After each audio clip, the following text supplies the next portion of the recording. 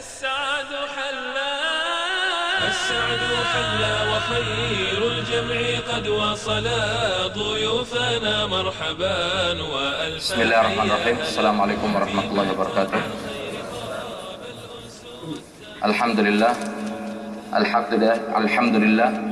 لله الذي حرم الظلم على نفسه وجعله محرما بين عباده وتوعد الظالمين باللعنة الأليم والعقاب في الدنيا ويوم يقوم الأشهاد. أحمده يمهل الظالمين ويأخذهم أخذا أليما شديدا، وأشهد أن لا إله إلا الله وحده لا شريك له وكفى بالله شهيدا، وأشهد أن محمدا عبده ورسوله حذر من الظلم وأخبر أن دعوة المظلوم ليس بينها وبين الله حجاب. صلى الله وعلى آله وأصحابه ومن تمسك بسنته وحكم بشريعته إلى يوم الدين. أما بعد.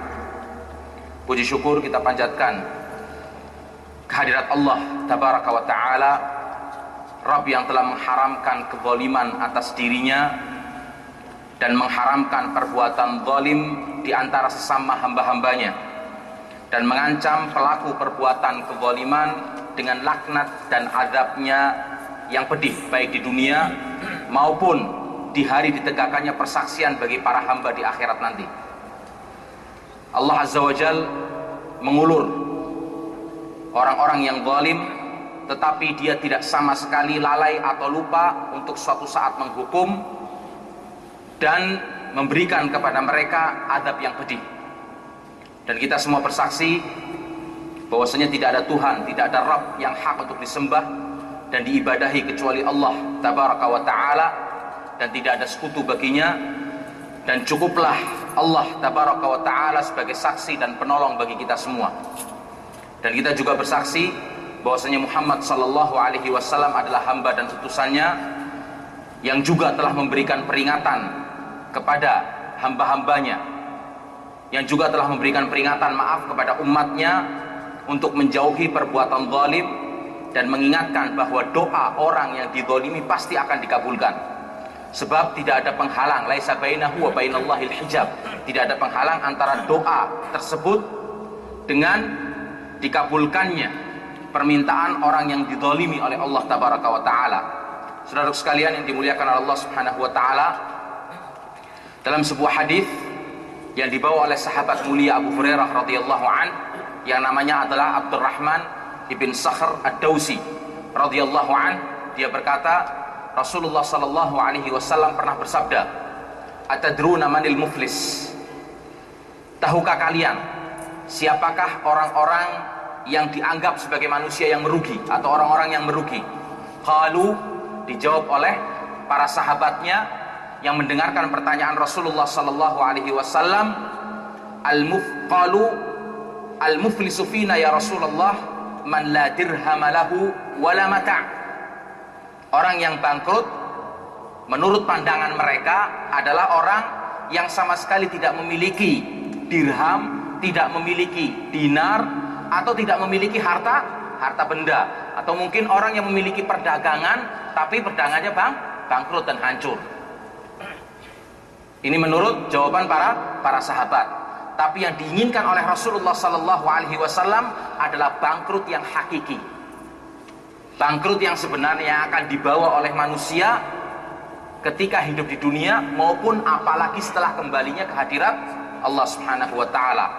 Qala Rasulullah sallallahu alaihi wasallam, bersabda Rasulullah sallallahu alaihi wasallam, al-muflisu min ummati man ya'ti yaumal qiyamati bi salatihi wa siyamihi wa zakatih. Kata Rasulullah, muflis atau orang yang bangkrut adalah mereka dari kalangan umatku yang datang kelak nanti pada hari kiamat. Mereka masih seorang muslim, masih dari kalangan umat Rasulullah sallallahu alaihi wasallam. Orang yang bangkrut dari umatku adalah orang yang datang nanti kelak pada hari kiamat dengan membawa pahala apa? Salatnya, dengan membawa pahala zakatnya, dengan membawa pahala puasanya, sebuah keindahan kan? Datang menghadap Allah Subhanahu wa taala dengan membawa pahala amal-amal solehnya, amal ibadahnya. Tapi gerangan apa yang terjadi? Dijelaskan dalam hadis selanjutnya, kenapa orang ini dikatakan sebagai orang yang muflis, yang bangkrut. Wa ya'ti wa qad syatama hadza wa qadhafa hadza wa akala mala hadza wa safaka dama hadza wa daraba hadza. Tapi sangat disayangkan, amal ibadahnya bagus, amal ibadahnya ya kan banyak, tapi disayangkan ketika dia hidup di dunia, dia suka mencaci orang lain, menuduh orang lain, memakan harta orang lain dengan secara batil, dengan secara tidak benar, menumpahkan darah orang lain dengan secara batil, dan dia bahkan menyakiti orang lain dengan memukul atau menyakiti dengan tangannya ataupun dengan kakinya. Fayaq'udu fayaqtassu hadza min hasanatihi wa hadza min hasanatihi. Lalu ketika di hadapan Allah, dia diadili dengan cara bagaimana? Kebaikannya dibagi-bagikan kepada orang-orang ini, yaitu kepada orang yang pernah dia zalimi ketika hidup di dunia. Karena nggak bisa di akhirat nanti bayarnya pakai rupiah atau pakai real atau pakai dolar atau pakai emas. Jadi nilai tukar uangnya pakainya apa? Amal soleh.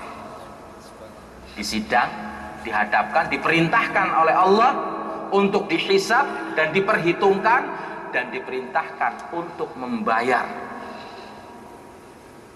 kezaliman yang pernah dia lakukan di dunia. Dipertanggungjawabkan di hadapan Allah Subhanahu wa taala, diadili dengan cara dibagi-bagikannya apa? Kepada orang yang pernah dizalimi amal baik yang dia miliki ketika hidup di dunia, dari pahala sholat, pahala zakat, puasa, sedekah dan lain sebagainya.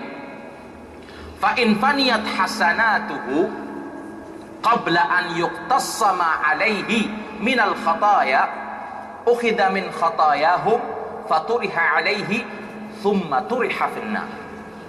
Sehingga apabila seluruh pahala amal baiknya, amal solehnya telah habis untuk membayar hutang-hutang kezalimannya ketika hidup di dunia, tapi masih belum cukup, utangnya masih banyak, utang kezalimannya, maka dia masih dituntut untuk membayar.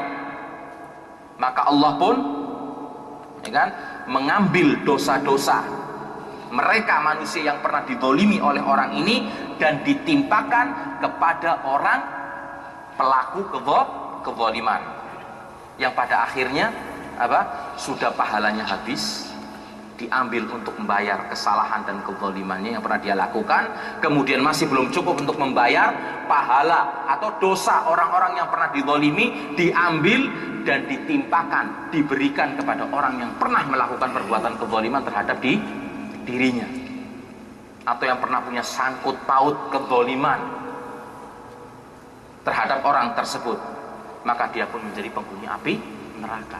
Orang yang tadi dikurangi dosanya, dan mungkin bahkan bisa jadi dia menjadi penghuni api neraka karena dosanya diambil dan diberikan kepada orang yang pernah menzalimi. Inilah hakikat sebenarnya orang yang merugi, orang yang muflis seperti dikatakan oleh Rasulullah dalam hadis ini. Dan hadis yang baru saja kita baca bersama dan kita dengarkan bersama akan memberikan pelajaran yang penting bagi kita semua, pelajaran berharga, hikmah-hikmah yang dapat kita petik dari pelajaran dalam hadis ini. Di antaranya yang pertama adalah sudah siogianya kita sebagai seorang hamba ini untuk selalu berhati-hati terhadap peringatan dan larangan Rasulullah Shallallahu Alaihi Wasallam, Nabi kita sebagai suri toladan kita. Karena setiap larangan dan peringatan itu, ingat, tidak dilarang kecuali karena berdampak sangat tidak baik, berdampak sangat berat bagi pelakunya. Dan Allah Tabaraka wa Ta'ala berfirman dalam surat An-Nur ayat 63, "Falyahdharil ladzina yukhalifuna an amrih antusibahum fitnah au yusibahum adzabun alim. Falyahdharil ladzina yukhalifuna an amri antusibahum fitnah au yusibahum adzabun alim. Maka hendaklah orang-orang yang menyalahi perintah Allah tabaraka wa taala takut untuk ditimpakan kepada mereka cobaan atau ditimpa azab yang sangat pedih. Contoh mulia dari kisah Nabi kita Muhammad sallallahu alaihi wasallam dalam perang Uhud, perang kedua terbesar di dalam Islam setelah perang Badar. Di antara dua perang ini juga ada perang-perang tapi sifatnya kecil. Dalam perang Uhud ini Rasulullah menempatkan 60 pemanah beliau yang jitu di atas Jabal Rumah, di atas Gunung Rumah atau Gunung Pemanah sekarang dinamakan. Tujuannya apa? Untuk menghadang kekuatan pasukan kaum kufar Quraisy, kaum musyrikin, untuk memukul pasukan Islam dari belakang. Dan ketika itu pasukan yang ditugaskan untuk memutar balik, memukul pasukan Islam dari belakang dipimpin oleh Khalid bin Walid, yang akhirnya jadi panglima besar Rasulullah SAW setelah masuk Islam. Orang yang terkenal dengan kepandaiannya dan kepandaian dalam strategi mengatur peperangan. Dan Rasulullah sudah memperingatkan kepada para sahabatnya yang 60 tadi, jangan bergerak. Kepada pasukannya, para pemanah tadi, jangan bergerak, turun. Bagaimanapun kalian melihat keadaan kami di bawah. Menang ataupun kalah, jangan turun. Karena kalaupun terpojok umat Islam dan pasukan pemanah tadi turun, akan lebih fatal. Maka ketika peperangan sudah selesai dan umat Islam sudah menang dan mulai harta rampasan perang berserakan, mereka turun. Tinggal sebagian yang bertahan dan mentaati perintah Rasulullah Sallallahu Alaihi Wasallam. Tapi kekuatan mereka tidak bisa menandingi. Kalaupun mau memanah, tetap tidak maksimal. Karena pasukan kufar Quraisy lebih banyak. Begitu Khalid bin Walid melihat, mengomandokan untuk memutar balik dan memukul umat Islam dari belakang di sini.